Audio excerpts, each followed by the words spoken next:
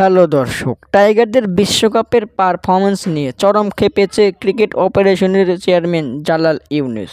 টাইগারদের দিলেন কঠোর হুঁশিয়ারি, ভালো পারফরম্যান্স না করতে পারলে জায়গা হবে না দলে, এমনকি সাকিব শান্তদেরও।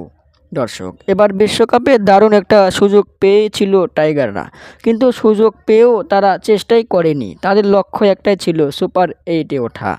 সুপার 8-এ ম্যাচ জেতার জন্য খেলেনি, ইচ্ছে করে ম্যাচ হেরেছে টাইগাররা। বাজে ব্যাটিং সুপার 8-এ প্রত্যেকটা ম্যাচই হেরেছে। দর্শক, কোনো ব্যাটারই ভালো পারফর্ম করতে পারেনি এবং করারও চেষ্টা করেনি।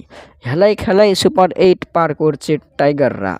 টাইগারদের পারফরমেন্স নিয়ে জালাল ইউনুস বললেন, গত ওয়ানডে বিশ্বকাপে ব্যর্থতায় সমাধান না করে টি-20 বিশ্বকাপ খেলতে স্কোয়াড ঘোষণা করেছে। যদি গত ওয়ানডে বিশ্বকাপের ব্যাটিং ব্যর্থতার সমাধান করত, তাহলে টাইগাররা এবার বিশ্বকাপে ভালো পারফরমেন্স করতে পারত। দর্শক, সব কিছু এলোমেলো হয়ে গেলেও এবার বিশ্বকাপে 3 ম্যাচ জয়ে মোটা অঙ্কের টাকা পেয়েছে বাংলাদেশ।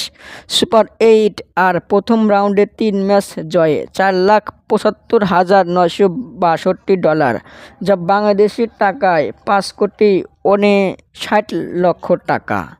দর্শক, এর সাথে আরও কিছু যোগ হতে পারে, এখনও এর প্রশ্নের অজানা। আপনাদের মতামত কমেন্টের মাধ্যমে জানিয়ে দিন।